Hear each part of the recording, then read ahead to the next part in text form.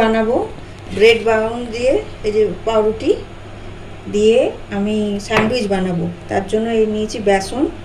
এটা আমি বেসনটাকে গুলবো, এর মধ্যে একটু লবণ দেব, লঙ্কার গুঁড়ো দেবো আর কালো জিরে দেবো, দিয়ে এটা একটা ব্যাটার বানাবো। তারপরে এটা করে রেখেছি আলু সিদ্ধ, এটাকে কড়াই তেল দিয়ে পেঁয়াজ রসুন শুকনো লঙ্কা কারি পাতা দিয়ে আগে নেড়ে সিদ্ধ আলুটাকে কড়াই তারপর দিয়ে নেড়েছি একসাথে। এখানে আছে ভাজার জন্য বাটার, চিজ, অরিগ্যানো আর আছে ধনে পাতা কুচানো। আমি যখন করব আস্তে আস্তে দেখিয়ে দেবো।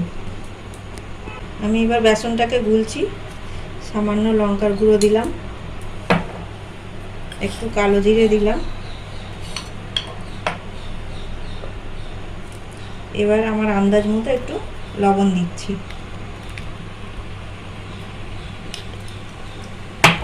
এবার এই ব্যাটারটাকে একটু জল দিয়ে ভালো করে গুলে নেবো। তার আগে আমি একটু শুকনো নেড়ে নিচ্ছি।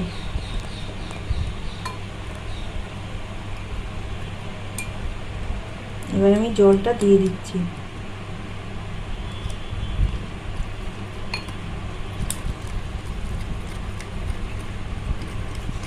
গোলা হয়ে গেলে আমি পরে এসে দেখাচ্ছি।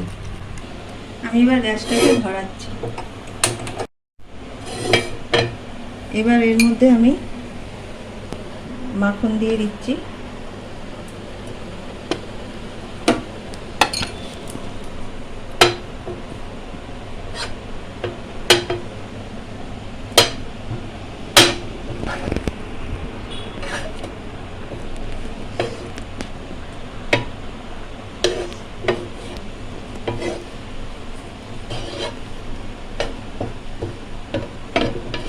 এটা এতটা লাগবে না, আমি তুলে নিচ্ছি, পরে লাগলে আবার দেব। এবার আমি বেসনের পাউরুটিটাকে গোলাতে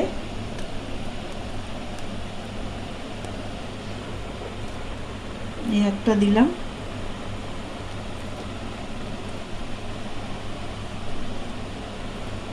একটা দিলাম,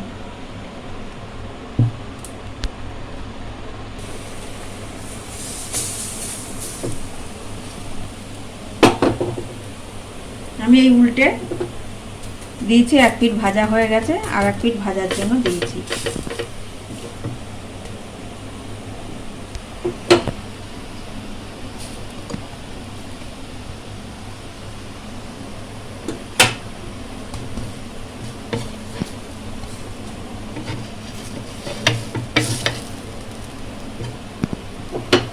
এবার আমি গ্যাসটাকে একটু কমিয়ে দিলাম।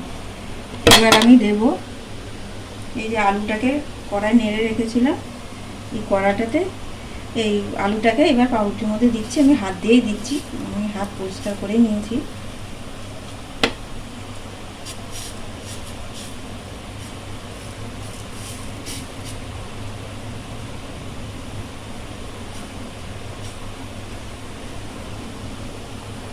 এবার আমি দিয়ে দেবো চিজ। আমি এই গ্রেটার দিয়ে গ্রেট করে নিচ্ছি।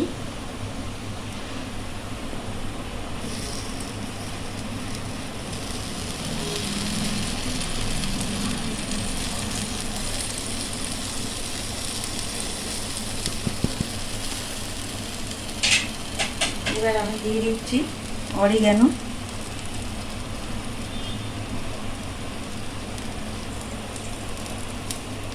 এবার একটু দিয়ে দিচ্ছি ধনে পাতা কুচানো।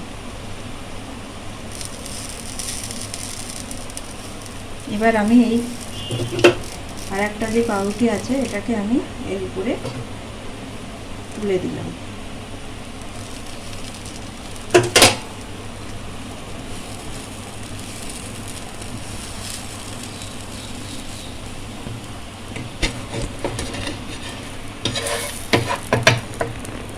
আমি আরেকটু বাটার দিচ্ছি।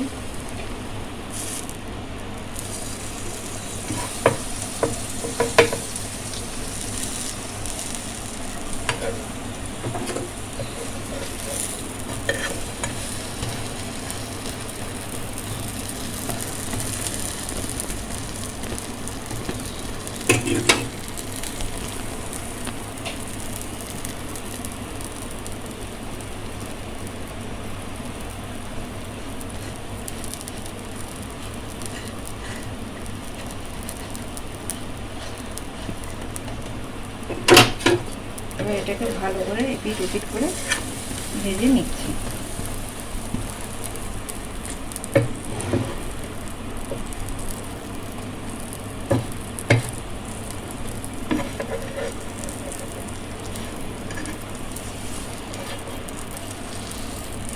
এবার হয়ে গেছে আমার স্যান্ডউইচ।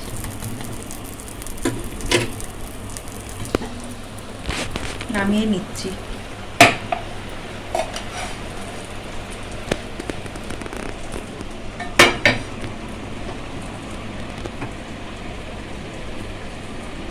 এবার আমি কেটে দেখাচ্ছি।